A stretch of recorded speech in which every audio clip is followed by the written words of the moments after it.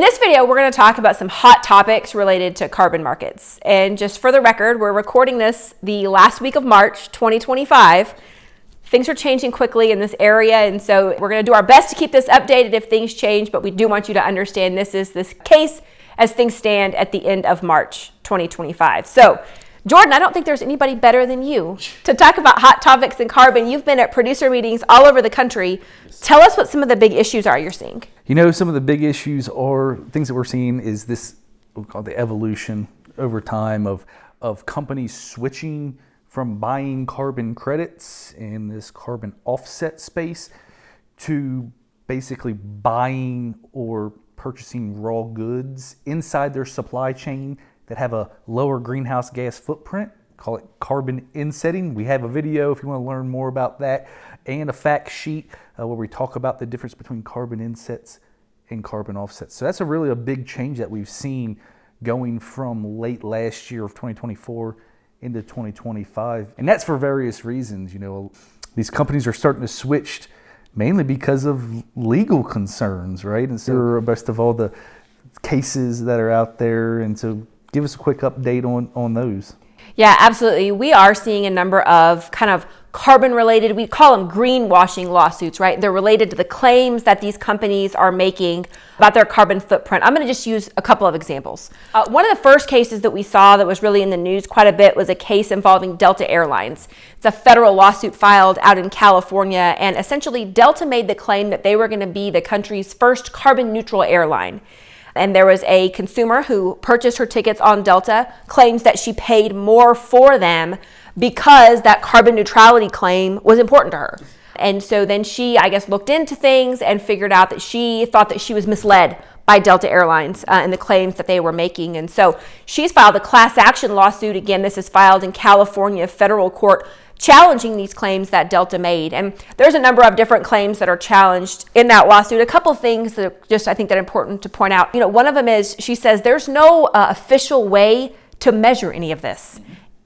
And that's true, right? I mean, there's not a standard way that we're measuring carbon offsets. And so that's one of the things that she claimed. You know, another thing she claims is, well, if you know, they're doing a reforestation project somewhere, how do we know these trees are even going to grow? What if they get wiped out by drought or by disease or something like that? And so those are the types of claims we're seeing in that lawsuit. It's still pending. We have not come to a resolution in that lawsuit, but that's one example. A second example, let's look at the livestock side of things. There's been a lawsuit filed here in Texas, and that's a case against Tyson Foods. And in particular, that's related to their carbon claims. And so one of the things they've claimed is that they'll be carbon neutral by 2050, a claim a lot of companies. Almost every company out there has a claim, something like that. Yeah, and then also Tyson has been marketing kind of carbon neutral or climate smart beef.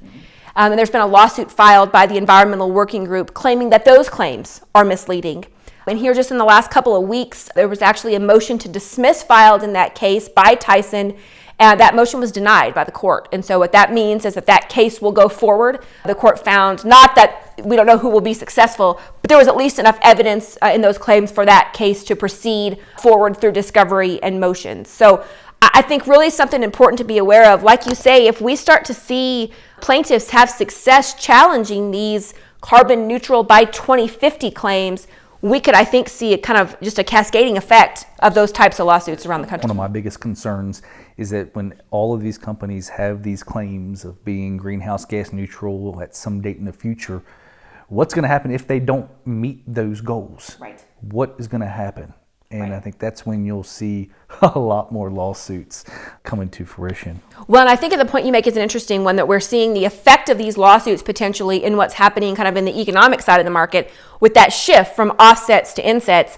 I know another thing related to that offset to inset shift is there's kind of a different way to price things based on a carbon intensity score, which is a real term of art. Will you tell us a little bit about that term? Yeah, that's come about here, I guess, pretty recently is a lot of these companies who are going towards carbon insets will basically pay a premium over and above, or let's just call it maybe not even discounting, depending on how it's framed, for sourcing corn, soybeans, beef, whatever commodity we're talking about that has a quote low carbon intensity score than the average production in an area or across the U.S. And so I have concerns, to be honest with you, as it stands today, because there's no standard measurement officially out yet for carbon intensity scores. These carbon intensity scores originated from the Department of Energy when looking at corn as an ethanol source, as in comparing it to traditional transportation fuel. And so how does that then relate back into a carbon insetting scenario? It seems a little gray area for me, but you're going to see a lot of this if and when sustainable aviation fuel makes its grand appearance in the United States. Because one of the hottest questions that I'm getting, right, is we've just had a change in administration.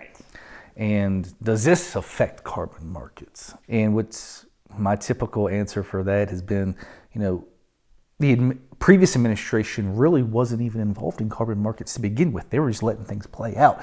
So there was nothing that the new administration could undo or roll back per se. Now, there was the Green New Deal that President Trump rolled back and paused, which had some biofuels implications and sustainable aviation fuel concerns and biodiesel and all the alternative energy sources. But from a true carbon market standpoint, that's really still going forward. I'll bet some companies, you're starting to see some not get rid of their carbon neutral claims or aspirations. What you're seeing is them paring back just a little, not being as aggressive. There's multiple things that could be impacting that, the current economic climate, right, that we're in. I think companies are starting to figure out that being carbon neutral is expensive and who's going to pay for it. So there's a lot of other things going back that we're seeing right now, but that's kind of the main things that I've been seeing coming off of the extension trail this winter. So it's been interesting, but it'll change, it'll evolve.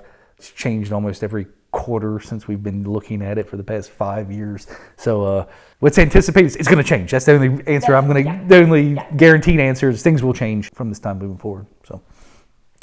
So stay tuned.